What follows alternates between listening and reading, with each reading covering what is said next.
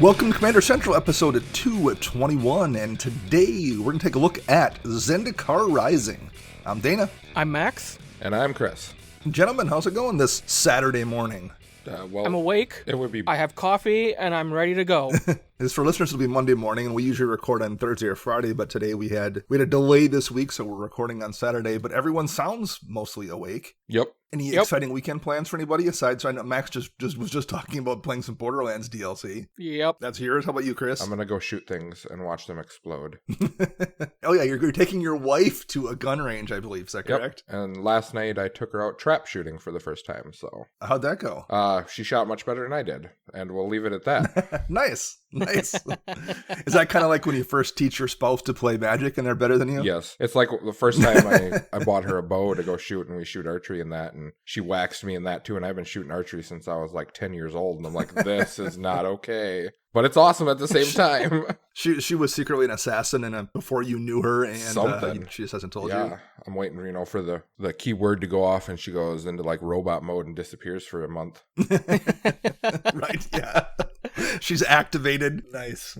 Well, things are fairly quiet around here as well, but not true in Magic. We had crazy spoilers for the last 2 weeks for Zendikar Rising, and we're going to get into those and do a set review. But if somebody out there in listener land would like to reach out and say hi to us, how would they do that, Chris? Oh, well, they can find us on, our bunch of social media platforms that we sit and play on, especially on these cold, dreary, rainy days, there's nothing else to do. So you can reach out to us on Twitter at CMDR Central. You can Facebook search us CMDR Central, and you can find us online at cmdrcentral.com. You can also head over to patreon.com/CMDR Central and check out our reward tiers. If you are so inclined to support us financially, we greatly appreciate it. And we want to say thank you and hello to 3 new patrons, Jet253, Melanie Tishan, and Mike Ortiz.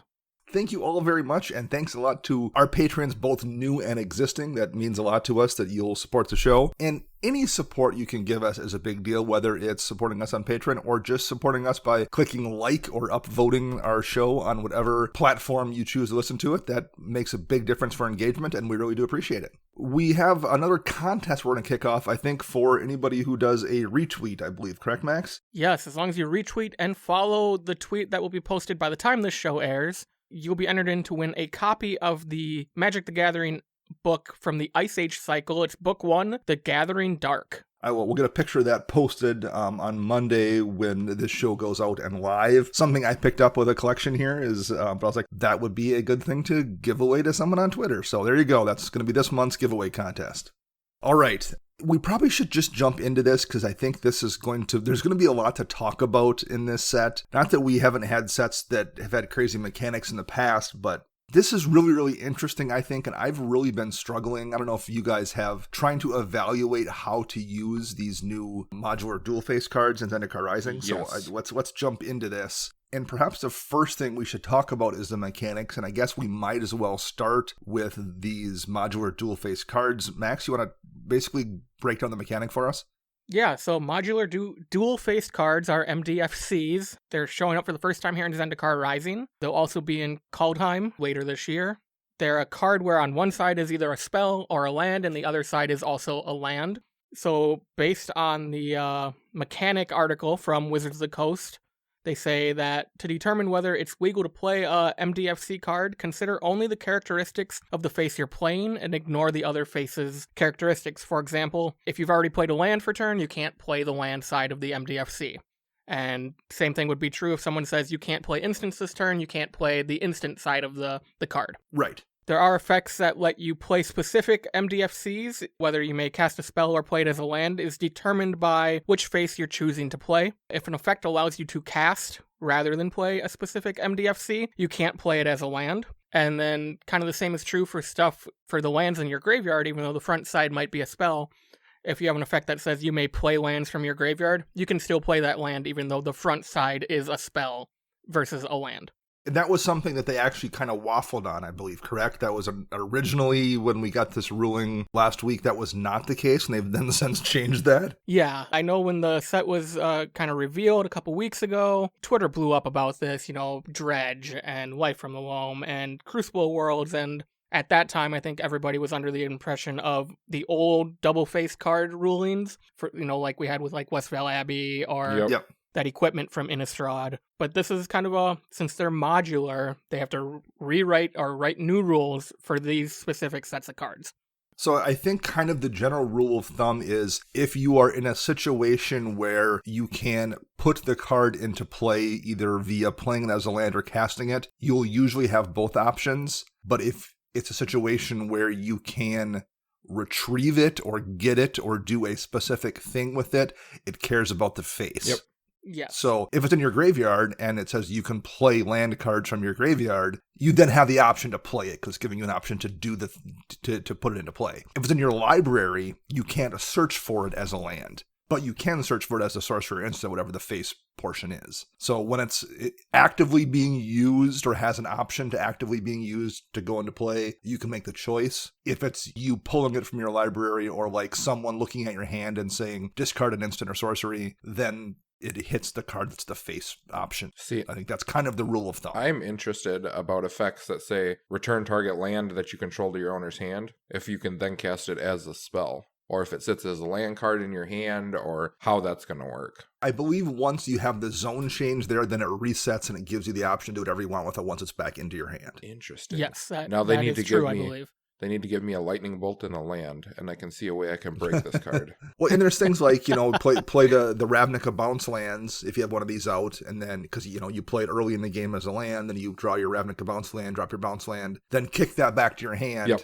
And then you can cast a spell side if you want. So there's definitely some interchange there for sure. The other new wonky mechanic we have here is Party, and I'll toss that one to Chris as the resident D&D player. Woohoo! So, as you're saying, Party's a homage to classic adventuring parties such as your D&D, your Pathfinder, any of your literally like your RPG-based video games. You have a party of adventurers going to do this, this, and this. But this one is going to result in 4 specific creature types. We have Cleric, Rogue, Warrior, and Wizard. So for all of you who love the Barbarian and all that stuff, I know it's a sad day it's not there.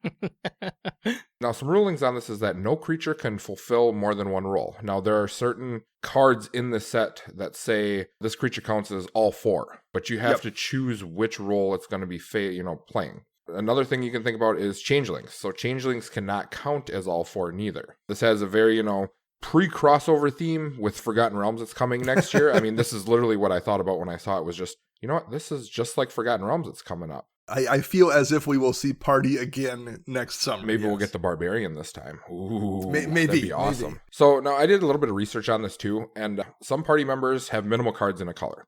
So now, without counting changelings, I did a quick look up in white, and white only has 3 rogues. And these are all older cards like the Kithkin Rogue or something like that. So it's something looking forward. Probably these decks are going to be 2 colors, 3 colors, whatever, to get the full party members. Because being monocolor, a lot of them are missing, excess amount of a certain role that needs to be played.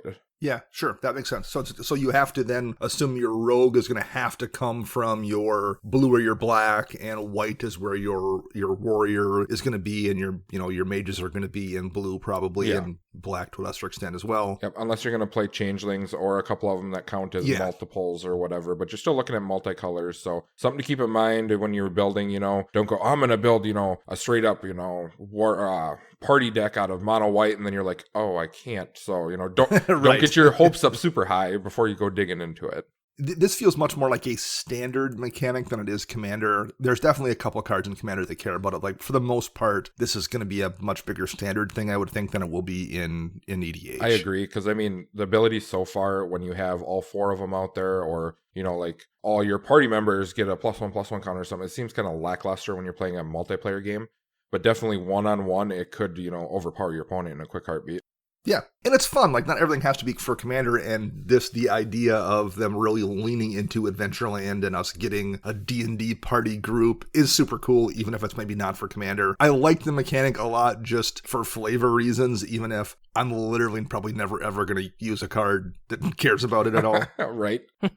So those are the 2 big ones. We had a couple returning mechanics. Well, obviously Landfall is back like it always is in Zendikar, and that's always really impactful, so I'm sure we'll get into some of those cards here as well as we go. But those are the big mechanics that are new that we kind of care about.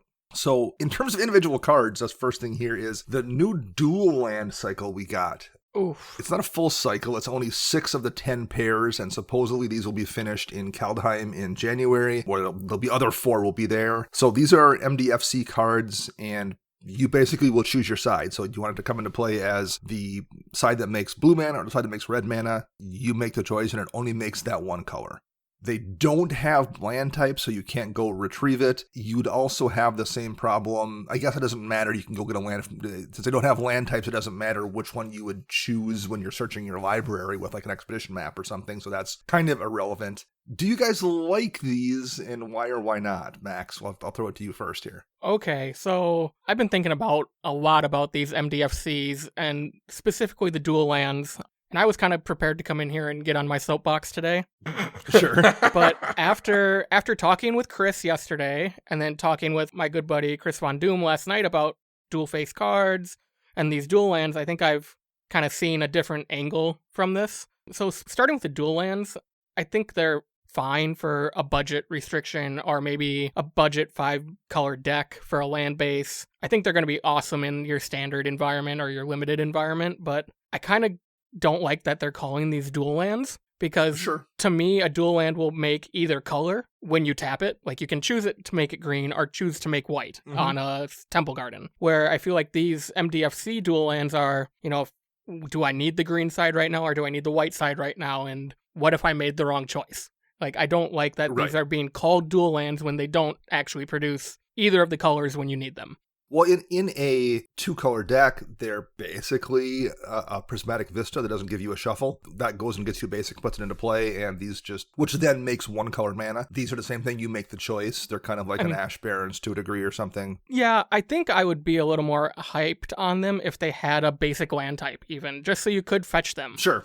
But the fact that you can't, I feel like my original opinion on these were someone took 2 basic lands and taped them back to back and scribbled out the basic land type. Which basically they did. I mean, mean, so I want to see how they play in like a standard environment, but in EDH, I don't personally am not going to be running these just because I can see myself already making the wrong decision on which side I want, and I already don't run the bounce lands like we were talking about earlier to change my mind, essentially. Play the bounce land, get back, and flip it. But I mean, they're definitely great for the budget or maybe the more casual, less efficient decks that people like to play. All right, Chris, how about you? What are your thoughts? Max pretty much summed up most of my thoughts on that, too. The one thing that I noticed with this type of card, and the more that they've been going into this with these non-basics, is that EDH is turning into a non-basic wonderland. And I think it's going to cause newer players an issue where they're going to stop running so many basics and they're going to get, in trouble for it.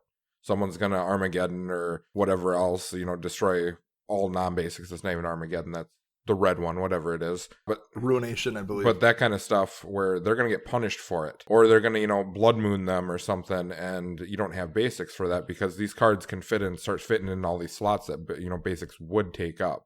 Yeah. How about, I'll just ask this briefly, do these have any interest for you in an eternal format like Modern or something? No, simply for the fact that they're not fetchable. Because, a lot of the formats, the eternal formats, you have all your fetch lands. And you want to be able to go specifically for a land type. Like, I'll fetch Shock and Burn all day long and not care about it. Well, I can't fetch either of these lands. Well, the red-white would be nice because you get to choose. Most of the time, you're just going to choose red anyway, so why not just play a basic mountain or something? And then you don't got to deal with the Blood Moon then, or you don't have to deal with, I guess Boil wouldn't affect it, but like cards like that do get played in Modern as well sometimes, so sure. Yeah, I'm kind of with you guys as well on these. I think it's a neat design, and I do think it's good to have duels like this or op lands that can do multiple things, however you want to phrase it, that aren't automatically great. Like, the Battle Bond lands, as awesome as they are, the problem, and I hate to use the term problem because maybe it isn't a problem, but like, those are great in every deck. Like, they're so good, even if you can't fetch them, they make you 2 colors, they always come into play untapped. They're just great, and you're just going to run them without really thinking about it. I think these do have some decks where you like them and maybe want to run them, but I think you have to think about it and really make a decision based on how your deck is built. And I do think that's good. I think like making people make decisions is healthy.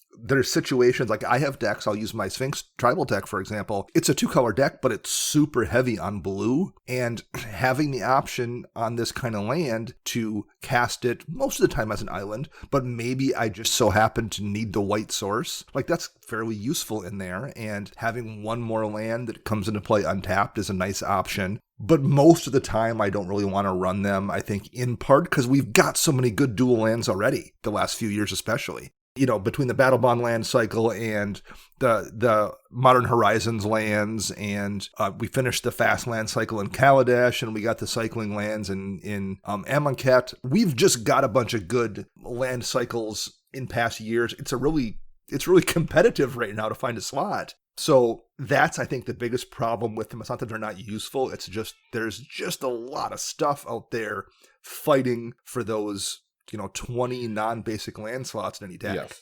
Where I think we're going to see these in the future is in precons. In your brawl precons, if they continue making those. In the 2 EDH decks that come with a standard set, if they keep doing those. But in the yearly commander precons, I would not be surprised to see these lands, especially because we're getting the remaining 4 in Kaldheim. Yeah. I could definitely see these taking a slot in every commander precon going forward, just because they are cool. They don't speed the game up in any, they're good, but they're not great. Mm-hmm. Versus everybody asking, reprint the Shocklands or reprint these, Right. These could go right alongside the Battle for Zendikar lands, because those get reprinted in all the EDH precons these days, so why not add these as well? Yeah, I agree. And I think your budget consideration is also a fair point. I say I don't necessarily have room for these because of competition in my decks, but I tend to have alpha, beta, or unlimited revised lands, ABUR duels. Mine are revised. I'm not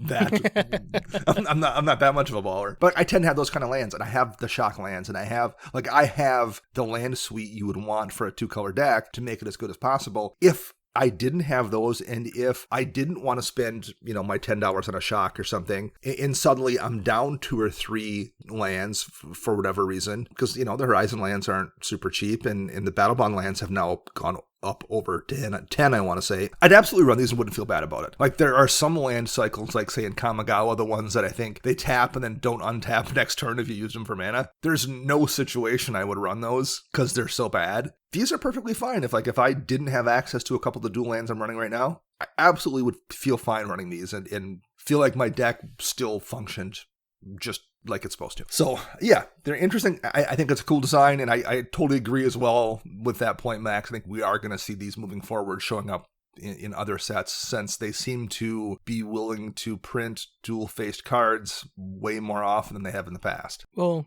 and didn't Marrow say he's been trying to print this cycle for like a decade now? So I think so, yeah. These were the land cycle he was talking about wanting. Okay, so the next weird land cycle here is the first one, the land spell cycle. And in this case, these are the MDFC lands that have an option to come into play untapped. So the duels we just talked about always come into play untapped. The ones we'll talk about after this always come into play tapped that have spells attached to the back of them. There's also a Mythic cycle, one for each color, that are kind of like Super Shock lands. They come into play tapped unless you pay 3 life, not 2 life. And the backside has a Mythic spell. I'll start with Chris here. Or excuse me, the front side has a Mythic spell. I'll start with Chris here. Chris, what are your thoughts on these? We have Aghanim's Awakening, Amiria's Call, Seagate Restoration, Shatter Skull Smashing, and a Turn Timber Symbiosis. Do you like these at all? There is one mediocre card, and the rest are trash.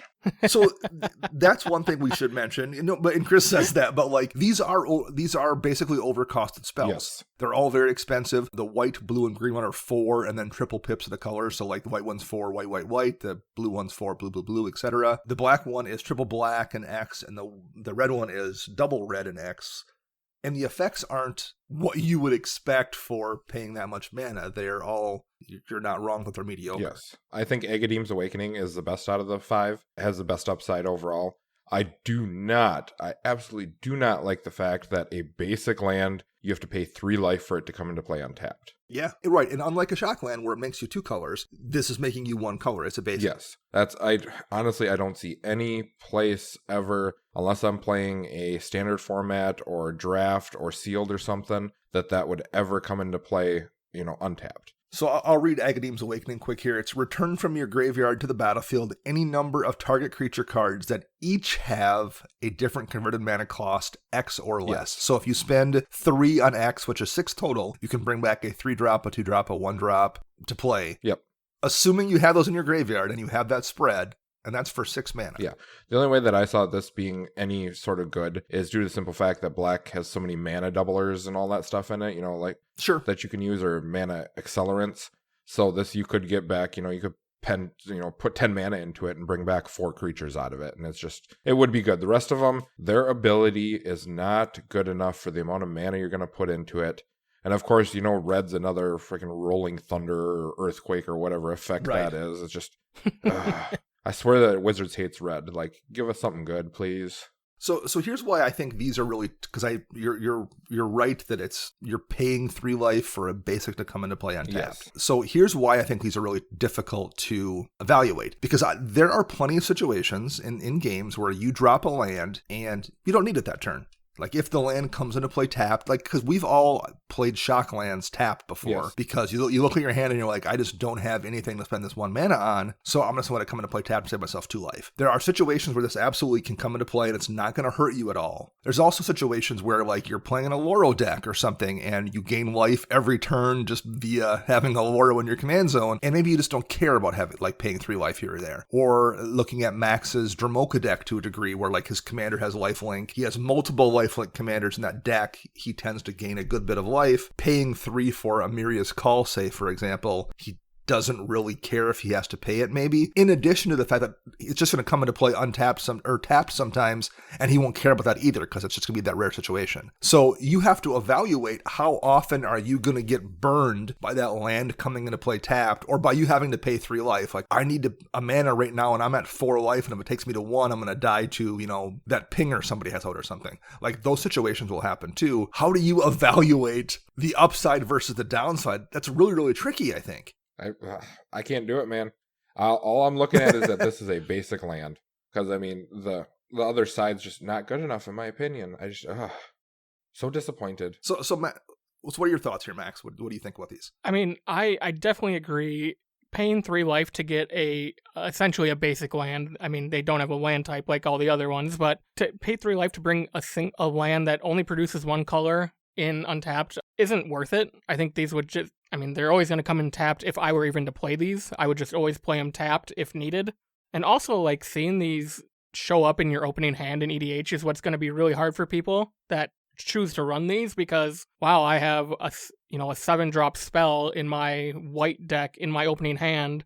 Right. Or do I take 3 life right off the get-go in the game on turn 1, 2, or 3 just to make sure I can play my Soul Ring on, turn 2 or whatever? I don't like them. That's all I have to say is I don't like them. I don't think, I agree. The black one is probably the best one out of the 5, and by best, it's mediocre. Now, Max, you don't think, so the black one brings creatures back. Chris mentioned that the Skull Smashing is just another direct damage spell spread around. The white one makes you 2 angel tokens and gives your creatures indestructible. The blue one draws you cards equal to the number of cards in your hand, and then you have no maximum hand size. The green one lets you look at the top 7 cards of your library and put a creature into play, and if it happens to be a small creature, it gets counters on it. All of which are fine abilities, but they're all very overcosted at the 7 mana it costs. Right. So you don't think in Dramoka, a deck where you do gain a good bit of life because your commander has a lifelink and people usually can't mess with your combat step because they can't cast spells in your turn, you don't think that the occasionally getting domed for 3 off Amiria's Call is worth having the option when you top deck this on turn 7 or 8 or something, just to go, I'm just going to play a couple angels and have my commander be indestructible, so when she swings through, even if they have blockers, I'm still going to gain the life back immediately that I would have spent otherwise. You don't think that's a good trade-off, or it's not going to pay for itself often enough to justify the slot? No. So Okay. That's another thing, with all the MDFCs, for me as a tinkerer in deck building versus just a brewer, I can't justify, specifically in Dramoka, I'll use the green one over the white one just because I don't really run anything that makes tokens in Dramoka. So the green one lets you look at the top 7. If you find a creature, if it's 3 CMC or less, it comes in with 3 counters on it. Yep. For 7 mana, I can't It's a lot justify. of mana. Right. It's a lot of mana. And I can't justify that that's better than shared summons at 5 mana and 1 less green pip, where I'm guaranteed 2 creatures to my hand. You don't think that the modular quote-unquote ability of this, where you can have the option to cast it as a land, doesn't offset how much it's overcosted? You don't think? No. Okay. In my personal deck, no, it doesn't. I'd rather just run, if I'm looking at it from the land perspective, I'd rather run the green-white gain a life land that comes in tapped no matter what. Sure. The one I actually do think the closest or the most curious is Amiria's Call. 2 4/4 bodies for 7 isn't terrible, and your stuff gets indestructible. I think white is also a color that tends to be life gain-y, so you can offset that. That one I can see finding a lot of decks where you can rationalize it. The blue one, the big problem with the blue one is these are supposed to be cards you use when you're desperate, and the more desperate you are, the worse the blue one gets, because you draw cards equal to the amount that you have in your hand. So like the more desperate you are for draw, the more terrible it is, and the less desperate you are for draw, the less you need it. If you have 7 cards in hand, sure, you draw 7 for 7, that's great, but you probably don't need 7 if you're at that, if you have a full grip and it's at that point in the game where you would cast it. So that one's weird too. I don't know how to evaluate these. I still, like, even in us talking about this for 5 minutes, I don't entirely know what to think either. I can absolutely see the logic for having the ability to cast a spell when you're desperate, and how you can offset the life loss, or just say, I'm just going to get lucky often enough that it will work out in my favor. But I can see how it doesn't work out in your favor too. So I'm going to definitely try one of them, but I literally can't decide. I think these are cards where I need to try them in multiple games to see how it feels, because I just can't, there's just too many variables. Yeah, I think your deck needs to be doing something very specific for most of these. So like the black one, you have to pretty much already be committed to be playing Reanimator, in my opinion, because if you want that big body back, you need to put 8 mana into it or 10 mana into it. The green one, you're only looking at 7 cards and you get 1 creature. So you have to have a really high creature density. Yep. And then you have to make the decision of, do I pack a lot of small creatures so I get that bonus of the counters, or do I not care and just rip Craterhoof off of it and hope, I have a board state to use it? Well, in the black one, the way that you have to have a CMC spread there too. Like the black one, I was thinking about Krish's Alesha deck, where he has a bunch of low CMC creatures because he wants to use Alesha's ability on those creatures. So I feel like the black one that Chris mentioned he liked more than the rest of them kind of maybe makes sense there, because there's a pretty good chance you're going to have a 1, a 2, and a 3, and you can cast it for 6, which is a reasonable amount of mana as well, and still probably get your value out of it. There's a lot of other black decks where, like, you're going to need to put 12 mana into this to get a reasonable rate of return on it, because you're not going to so consistently have 1-drops and 2-drops and 3-drops in your graveyard. Well, see, I was thinking like a zombie type deck, or any type of black where you're running, low beaters plus into like a big demon or something like that, where you can drop, 3 or 4 creatures out of it, plus you have all the mana accelerants in black. So, I mean, that's why I chose that one overall as the best one. But other than that, ugh. Yeah. Well, so I am going to try these, and this is the kind of thing I wouldn't mind revisiting down the road, because I just have to play them, I think, to get a feel for it. And if I come back in a month and be like, yep, they're garbage, that won't surprise me. And if I come back saying, I like these more than I thought I would, that's not going to surprise me either. It's just really difficult to evaluate even after 2 weeks of thinking about it and 20 minutes of talking about it. Yeah, I think the other thing that bothers me is that they're mythic. So when you're cracking packs and you crack one of these, you're just going to be like, oh, no. I think that's true as well. Particularly like in a draft environment or sealed or something. Go to your pre-release sealed pool and like you want your mythic to be like a big, huge, splashy showstopper. These are not that at all. All right, let's go to the rest of these. There's a whole bunch more. Like, this isn't just like 5 cards when we had Meld in the second Eldritch Moon. Eldritch Moon set, right. There was, basically 1 meld pair at each rarity. That's not what this is. There's a bunch of these MDFC cards at every rarity scattered throughout the set. So basically most of the cards we're talking about are going to be these. I think the ones that aren't the mythics are way more interesting. Oh, they are way better too. Yeah. In the situation with these, because the lands always come into play tapped, the other half, the back half, or I guess it's the front half technically, don't have to be so overcosted. So we get things where like you can look at some of these cards and generally say, man, it's almost, the front half is almost good enough to run, even if I'm never going to ever put the land into play. So that makes those way easier to evaluate in some cases. So how about you guys? Like, do they take a land slot or a spell slot, or does it depend on the card of the deck? Do you have a thought either way there, Chris? It all depends on the card. Because honestly, with these, it would be a situational base. Like the one that I was just talking with Max about yesterday was the one that's the new Overgrowth or whatever it is, or Regrowth. 3 mana to bring back a card, or you get a basic land tapped or whatever. So in green, it is what it is. You either get the Regrowth or you get the land. So, I mean, it's hit or miss as to what you're doing depending on the game state. How about you, Max? Your thoughts on whether it's a land or a spell slot, or is it variable for you as well? No, for me personally, it's not variable. I'm always looking at these as a spell because that's just how my mind thinks when I look at my decks. So when I look at that regrowth, like Chris was just talking about, do I need a third regrowth in Dromoka? No. Sure.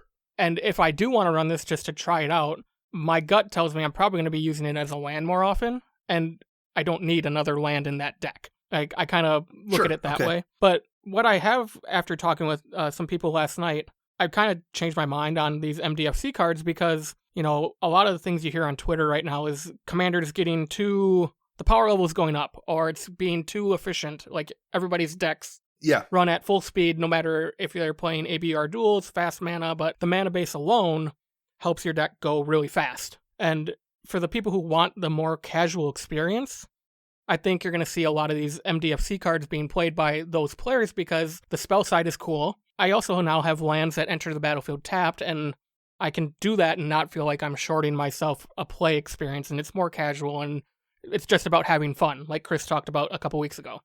Yeah, I can see that. I've also kind of changed my mind on these a little bit, or not changed my mind, but changed how I would use them as I've thought about it. My initial thought was like, you need to run these as spells and not count them as lands because you're going to wind up screwing yourself if you've put 4 of these into a land slot. I still think that's true, but I think you can get away with running 1 or 2 of them as lands. You don't want to jam a bunch of these in your deck like, I'm pulling out 4 lands and putting in 4 of these. In part because every time you use one as a spell, your deck has 1 less land for you to hit as a land drop, and that scales. The second one you cast, you're now playing a 32 land deck or whatever it is, which isn't great. Like, that will hurt you at some point. But I think you can get away with 1 of them.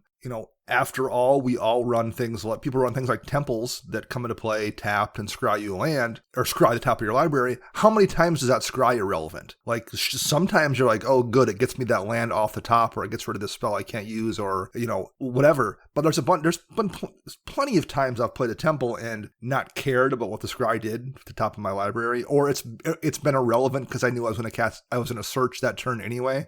So those lands are coming to play tapped, and the scry is not helping you plenty of times. This is kind of similar. If I'm going to play this, to use the regrowth one, for example, that we talked about, it's 2 and a green to cast regrowth, basically, and regrowth is 1 and a green, so you're overpaying for regrowth, but you're not overpaying that much. It's not asking you to pay 5 mana, it's 1 more mana. So to have this land come into play tapped, just like a temple, and have the option to regrowth with it once in a while, that seems pretty reasonable to me, I think, to put that in a land slot. I wouldn't want to do it with 5 cards, but I do think you could get away with doing that for a couple of spells in your deck and be okay. Like I said, don't do it for all of them, but I think that's a reasonable thing to do. And looking at, like, here's an example of Valakut Awakening is the card I put here in particular. Put any number of cards from your hand in the bottom of your library, then draw that many cards +1. And that's 2 in a red. So there's plenty of situations where that's going to be better for you than, say, Cathartic Reunion. If you've got 3 lands in hand and want to dump those 3 lands to get 3 new cards, that probably feels really, really good at instant speed. Oh. And if you're playing Grenzo that cares about the bottom of your library, this is that's all-star. Amazing. Like, ignoring the fact that it can be a land, there's decks where this is an absolutely amazing card, even if it didn't have a land in the back of it. And I think there's a few of these like that. There's a fight one that's instant speed, that's fight, and there's decks that are built around the fight mechanic. There's not that many good fight cards. Having an instant speed fight that can be a land, maybe you don't even care about it. That's really easy to put in a deck. You don't even need to think about it. One of them is a fling effect. I have a fling deck. There's not that many flings. that's going in that deck for sure. And I don't even care about the land half of it. So that's just a free bonus having the option for it to be a land. But I also think I can put that in the deck in a land slot and not have it really hurt me. I think so I guess my point is it does depend a lot on how your deck is made up and what the card is, but I think a lot of these are really, really good. So I am on board as well with quite a few of them. So that's that mechanic at a high level. How about individual cards here? Because there's a gazillion we could talk about, but I thought we'd each pick 3 that we've specifically found interesting. And Max, why don't you talk about the first one that you kind of liked here? So I'm going to start off with an MDFC, ironically enough. Okay. And this is Glasspool Mimic. It's 2 and a blue for a creature shapeshifter rogue. When it enters the battlefield, it enters as a copy of a creature you control, except it's a shapeshifter rogue in addition to its other types. And the backside is a blue producing mana that comes in tapped. I recently, and by recently I mean like this week, built a clone deck for EDH. Sure. And this is just another clone. Like, I know there's way more clones than Fling Effects, but some of them aren't great. And I do like this one. It can clone something I control, which could be a clone of something you control, so that's awesome. Right. So I really like this card. It's specific to a deck I have, and I think that's mainly why I really like this card. I have a deck for it. I know what it's going to do in that deck. The variable on what it may not do is very low. Like, cool, this is another blue producing mana if I need it, but for 3 mana to clone something I control, I love it.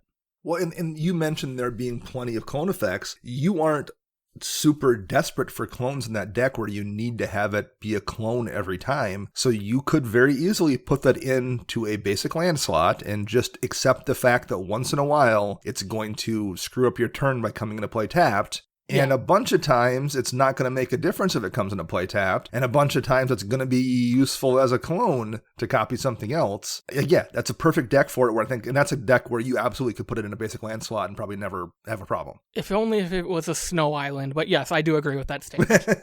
That's true. It is you are playing mono blue, so you do have an extra footer lens and some snow snuff in there. Yes, I do. Yeah, that's a good card. That's a really good card, and that's a perfect example of one that I think you can run in a deck and not have it hurt you at all being a land. So, Chris, what's your first one you liked here you want to talk about? I'm going to talk about a trash card first. This one is actually, the more I look at it, it's not good. But the reason I wanted to talk about it is for the simple fact of what Wizards is trying to accomplish. So this card's called Farsight Adept. It's for 3 mana, 2 colorless and a white, you get a 3/3 core wizard. Now, 3/3 for 3 is pretty good. It's the ability that says when it enters the battlefield, you and target opponent each draw a card. As we've noticed, they've been trying to push card draw into the card, the colors that don't have it. And this is another card that is showing that they're, actually doing what they said they were going to do. So it's something I wanted to bring up to show that, hey, guess what? Your mono white's getting some sort of card draw. It may not be good, but you are getting cards that are netting you cards, overall, at least replacing themselves. And the logic there is, I would guess, in a 4-player game, you're going to draw a card, and then you're going to let either someone who's trying to help you draw a card, or at the very least give it to somebody who's not a threat. Yeah, someone... That person's had a terrible game, or they just got board wiped, or whatever. They've played one land in the past 6 turns, and they're stuck on like 3 lands. You're like, you know what, you can draw a card. Maybe you'll get the land, and then you know what's going to happen. They're going to draw, they're going to be like, hey, another land. Right. Yeah. So that's one that you don't think is that effect is worthwhile? I like it, because it's just mono white giving you card draw. And I wanted to make sure that got pointed out so people don't overlook it, because they've been giving a little random stuff. They had that 2/4 for 4 or whatever with lifelink and all that stuff that they had in the last set or the set before that. So they're actually pushing white card draw, which is pretty cool. So it's going to open up more avenues of card play that you can do. They've definitely been experimenting with it. They spent a lot of years tinkering with red, and I think red's in a pretty good place. And they seem to be working on white now as well. You mentioned Magara of Karandor was the one, or excuse me, Magara the Diplomat was the legend this summer that did that, and they're trying different things here too as well. I don't love it, but again, I appreciate them trying different things and white. Yeah, I mean, because it's something you can look back on and be like, oh, so this is how they started it when they finally get it figured out, and you'd be like, okay, interesting. So the first one I'm here to mention is Feed the Swarm. 1 in a black for a sorcery. Destroy target creature, which isn't great for a sorcery. However, it also says, or enchantment an opponent controls. Sure does. And then you lose life equal to that permanent's converted mana cost. So Black is going to be able to deal with enchantments to a degree moving forward. The decision was that one color shouldn't be vulnerable to multiple things. So black is going to be able to deal with enchantments, but remain unable to deal with artifacts. And red is going to continue to deal with artifacts, but be vulnerable to enchantments. Yeah. So that was, and I think that makes sense. I do see how they think that black shouldn't have two things it can't ever touch. And I think this is a good first try at that. I think it's not too powerful, but I think it's good enough. If I'm playing mono black or even Rakdos, 2 mana, sorcery speed, but deal with an enchantment that I can't really hit any other way aside from Chaos Warp, I guess, or spending 7 mana on Scour from Existence or something. Yeah. The thing that disappoints me with this card is that it reminds me of a Disenchant effect or a Naturalize, where you get to choose between artifact and enchantment, which is, green and white each has one, which that's something that they can both deal with. Whereas black, they chose creature because black kills creatures and an enchantment. So why not make it 2 mana instant speed? Sure. It's because there's 2 downs, like comparing this to Naturalize or Disenchant, both of which aren't even the premium versions in white or green anymore. But like comparing it to those 2 cards, those are both instant speed and they don't make you lose life. Yep. This is sorcery speed and it's making you lose life. Yeah, so I mean, it could have been instant speed, which I definitely would have been slotting this in one of my decks, but at sorcery speed, I'm still kind of like, maybe I'll just, live with not being able to deal with it. I've been so good for how many years? Right. My guess here is that this is a situation where like they wanted to be conservative the first time they gave black enchantment removal. Kind of like the first time we got like a, Tormenting Voice, it was sorcery speed, and eventually we got an instant speed one once they realized it was kind of safe. Yes. Or like Ultra's Reap being a sorcery in black, sacrifice a creature to draw 2 cards, and we got Costly Plunder that hit artifacts, or they hit artifacts and creatures. Then we got an instant speed one, I think that was, a 1 mana one eventually, that instant speed. That's still perfectly safe, I think. So I think I'm going to guess we will get slightly tweaked versions of this as the months and years pass and they're comfortable with the mechanic. But I think to start, if I'm playing Rakdos or I'm playing Dimir even, or Mono Black, I'll give it a try. I'm going to try to my Vela deck just to see if I like it, but it's nice to see them make that change, and that will be very useful in some decks to at least have the option to have 1 or 2 cards now that can solve that problem when that crazy, Mari's Wake comes down or someone has that Sphere of Safety down and you can't attack or whatever. Yeah, I mean, because worst case scenario, it's 2 mana to destroy a creature and you lose a life. Right. Yeah, and sorcery speed sucks, but like still, whatever. 2 mana to destroy a creature is still pretty efficient, and there's plenty of times that's perfectly fine too. So, all right, back to you, Max. What do you got here for your second interesting card? My second interesting card is Adventure Awaits. It's 1 and a green for a sorcery that lets you look at the top 5 cards of your library. You may reveal a creature card from among them and put it into your hand and put the rest on the bottom in a random order. If you didn't put a card into your hand this way, though, you get to draw a card. So I wasn't going to talk about this until we spent quite a bit of time talking about the Mythic MDFC that looks at 7 and you find a creature. Yep. This is similar in the fact that you're still getting a creature, you look at 2 less cards, and if you don't pull anything or you don't want to put any of those creatures onto the battlefield or into your hand, it replaces itself. Where Turntimber Symbiosis, if you whiff, you're just whiff. You just spent 7 mana to whiff. Where at 2 mana, I don't feel bad about whiffing or making the decision not to pull anything into my hand, because the card replaces itself. I do kind of like this mechanic we're seeing a little bit where they like make things whiff-proof. In this case, you can draw the card, worst case, or even in the Mythic, the Turntimber Mythic, where if it's a 2-drop you happen to get, you can still put counters on it.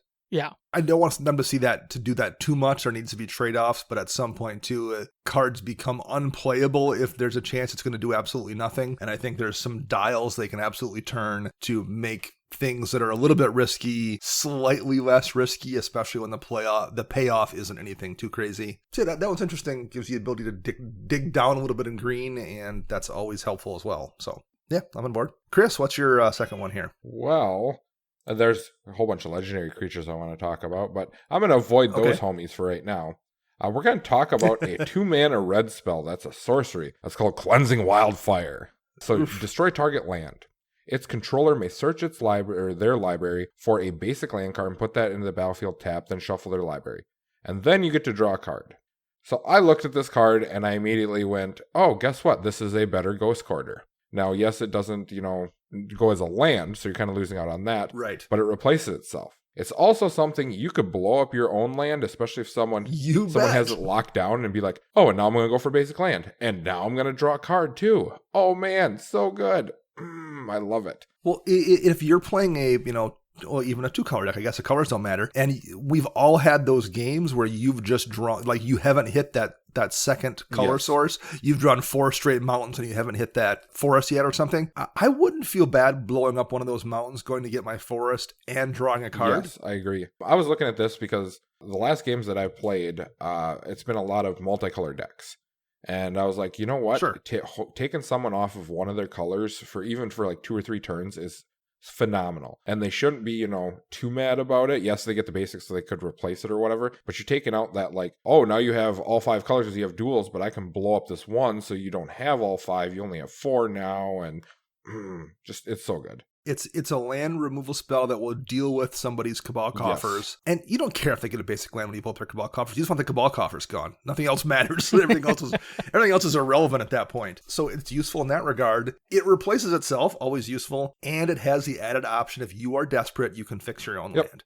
Which is not nothing. Like that is, I personally can think of multiple times, and I know I've done it at least once on stream this year. I've used a Demonic Tutor to go get a land. When I've been in a bad situation. Do you show the camera? I would. I mentioned I did it because it was. I'm like, this is how desperate I am. I'm demonic tutoring for a land, and it wasn't like I was going to get the Cabal Coffers. I'm like, I just need to get a land. Not even like a great one. But we've all done that. Like, there's those situations for sure happen. So that's not a bad little bit of added utility on that card at all. I'm also curious about this card for other formats, seeing how it's only 2 mana. I'm not sure if it's going to see play or not. Well, like one of the decks I was thinking of was Panza. Yes, Stone Rain destroys permanently, but to take someone off of their dual lands, because Modern plays a lot of dual lands and make them stuck on one color, could be, the turning point. Plus you get to draw. So it just sets you up for your Stone Rain next turn or another, land destruction spell next turn. There's actually a handful of cards this set that I saw where I was like, I don't know if I care about that for a commander, but that seems like it's going to be really good in Modern Burn or something. Like there was a couple cards like that I was like, man, that feels like it's going to be good elsewhere, even if we don't want it in commander. So it's an interesting set. It is.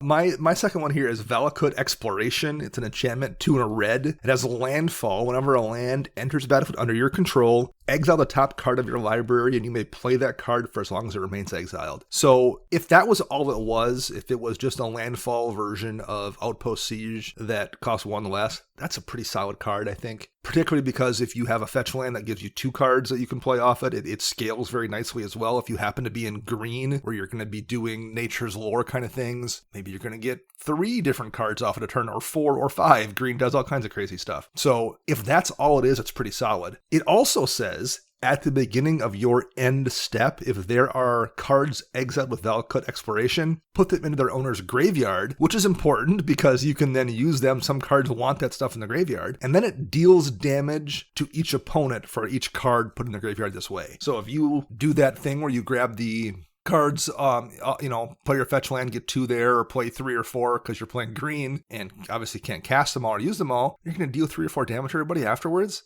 Yep.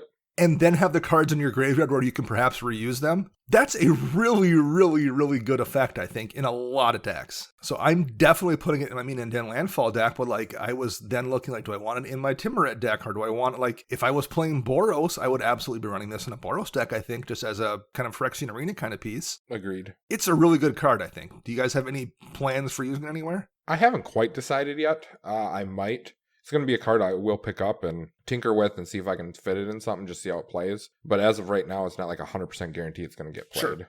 I was just thinking in my Mina and Den deck, I'm like, there's plenty of times I'll do a Scape Shift, Splendid Reclamation, and on the off chance that I don't have Valakut out to have that Splendid Reclamation effect kill everybody. If this is out, it's just one more version of that. End of turn, the 15 cards I exiled with the landfall triggers off Scape Shift are just going to kill everybody too. Yep. There's a lot of situations this is really, really solid, and I was kind of surprised to see it given how good it is, even without that back half ability. So super cool card, and I'm definitely going to be using it. Max, what's your last one here? My last one is Marauding Blight Priest.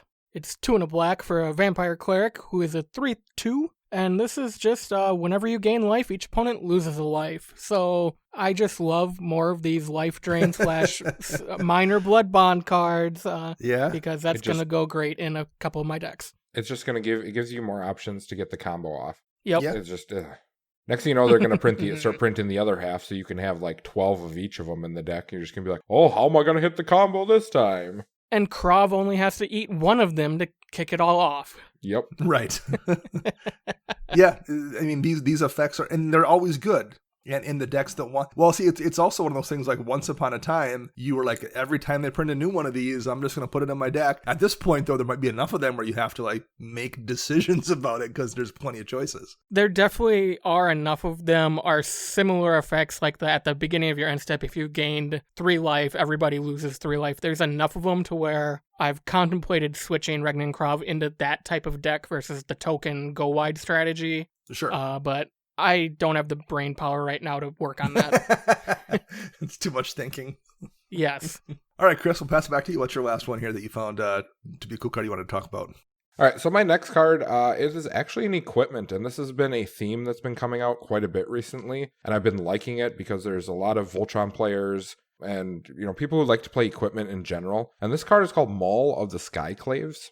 For 2 colorless and a white, you get an artifact equipment.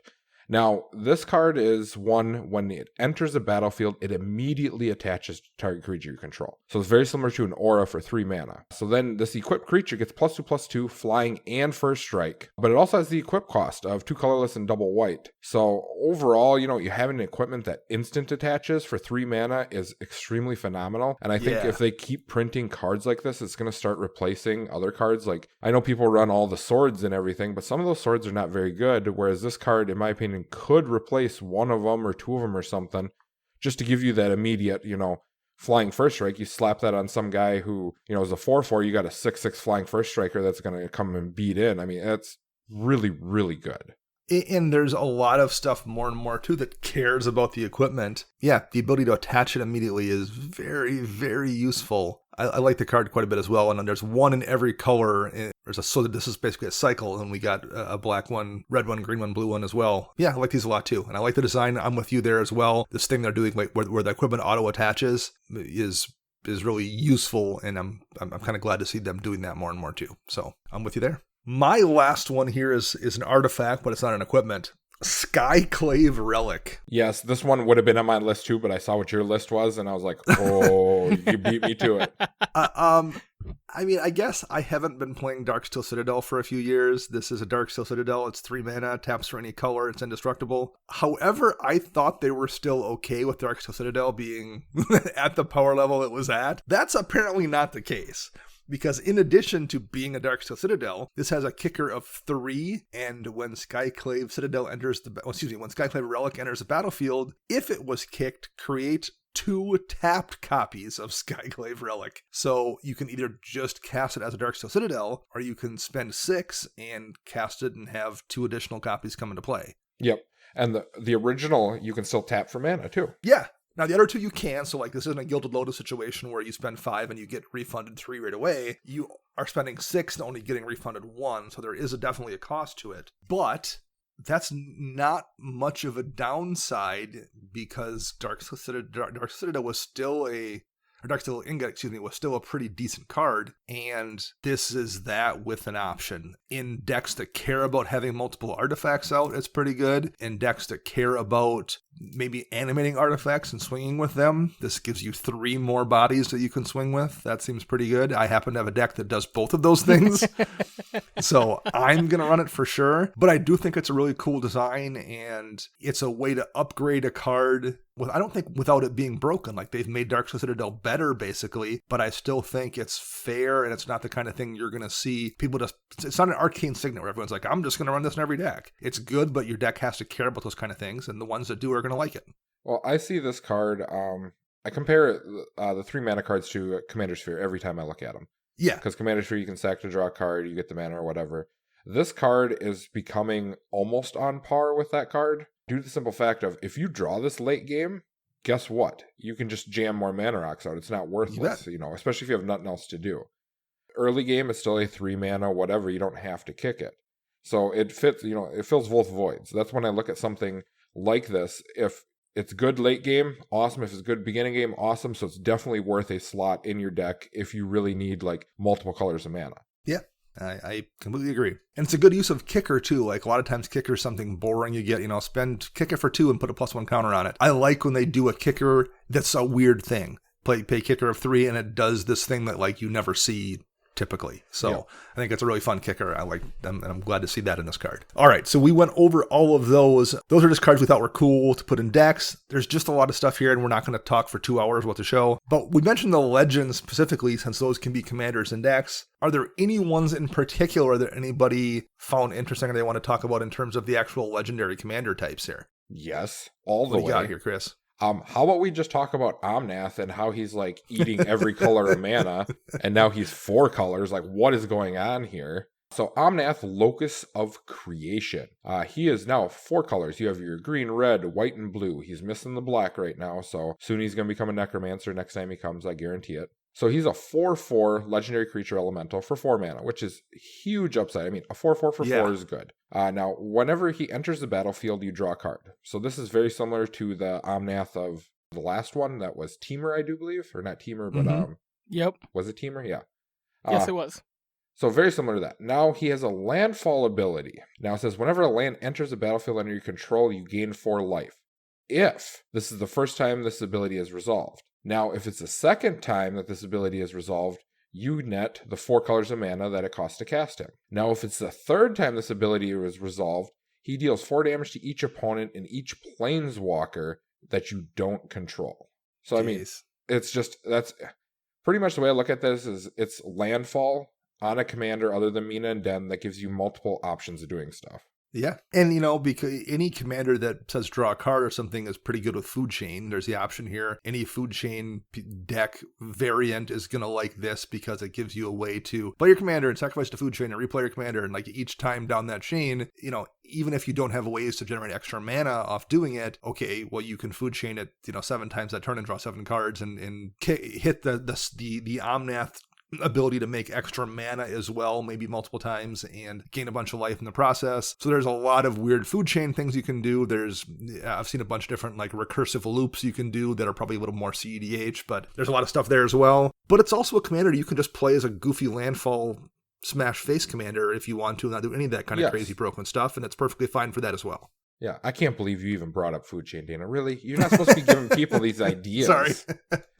As soon as you like Food Chain, I'm like, oh, this is really, no, stop. But I will say that, like, there are some commanders, it's easy to complain about Corvault or Tulane, but, like, it's really tough to build casual versions of those decks because the commanders are so broken. I don't think that's true in this case. I do think this is one that you can absolutely build a goofy Omnath Locus of Creation deck, and it's not going to be oppressive because the commander just requires you to do so many specific things to be oppressive versus Tulane that just is rewarding you for the things you're doing. So I do think it's a good mix of a commander that can be crazy strong if you want to do that, but it doesn't have to be warping if you don't want to do that.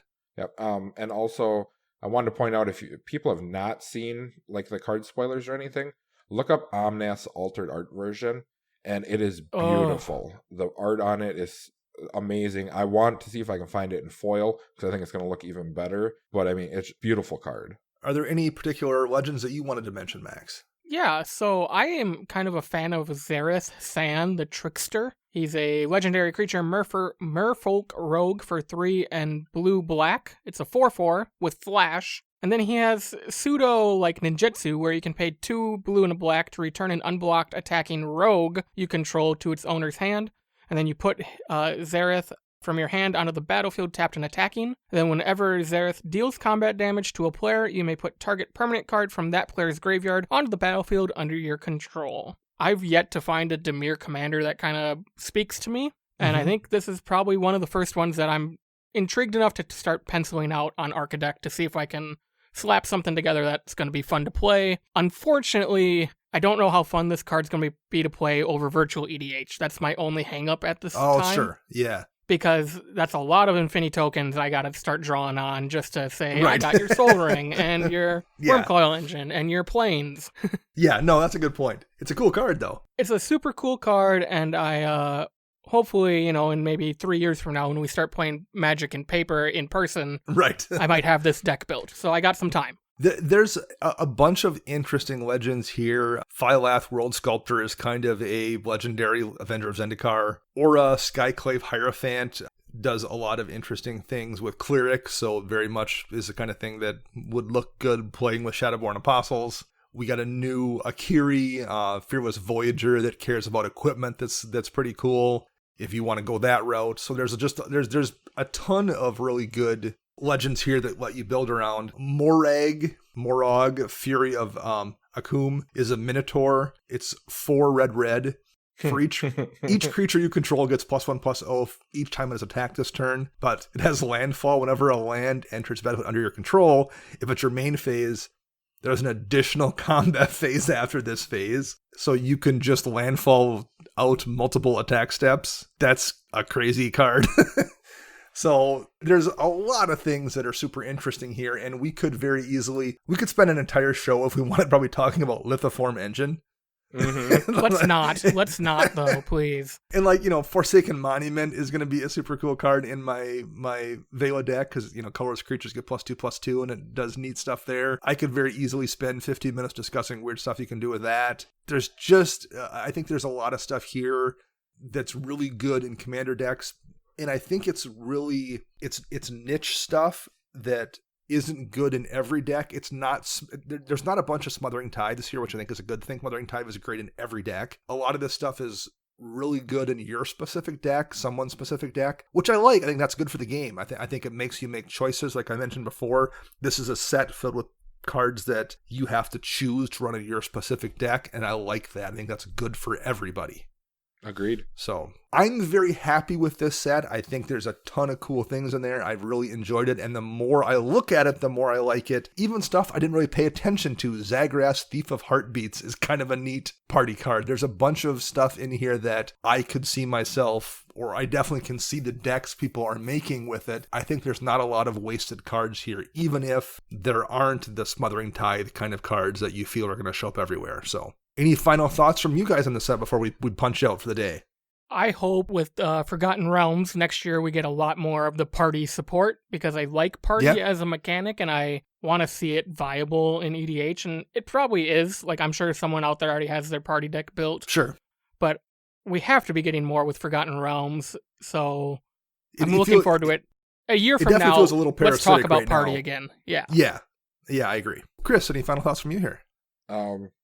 I love all the altered art versions of these cards. Yes, they look so good. The more and more I look at them, the artists really put in a lot of effort into the altered versions, and big kudos to them because they look beautiful. The detail, the in-depthness of it, and I'm starting to like that.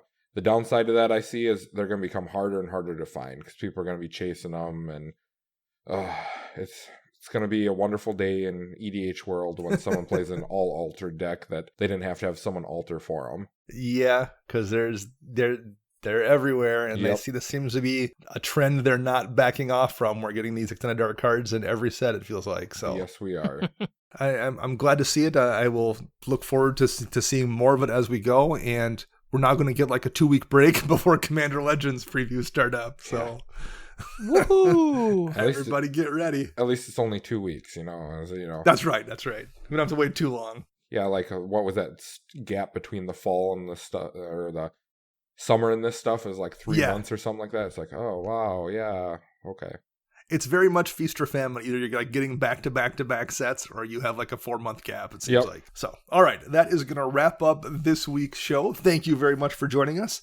I'm Dana. You can find me on the Twitter birds at Dana Roach. You can find Max at CMDR_Max, and you can find Chris at WiseSquishy1. Our show is edited by Rafael Garcia. You can find him at Ursa Bearwalker. And our podcast theme is Retro Future Dirty by Kevin McLeod, licensed via Creative Commons. We'll be back next week with another show.